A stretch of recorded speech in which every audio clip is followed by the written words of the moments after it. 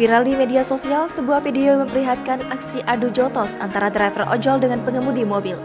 Dikutip akun Instagram @terangmedia, peristiwa ini terjadi di Jalan Selat Panjang Medan pada Jumat 25 Maret 2022 kemarin. Adu jotos itu bermula saat pengemudi mobil bernomor polisi BK831DM dengan pelan melaju.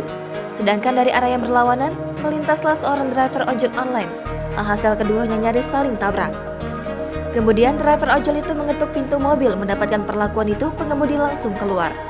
Rupanya, kejadian itu dilihat oleh rekan driver ojol. Rekan ojol itu pun langsung memukul pengemudi mobil.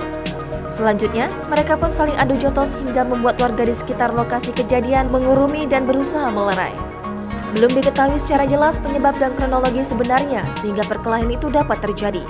Namun, unggahan ini sukses mengundang perhatian warganet. Tidak sedikit dari mereka yang menyalahkan aksi sang ojol yang langsung main tangan.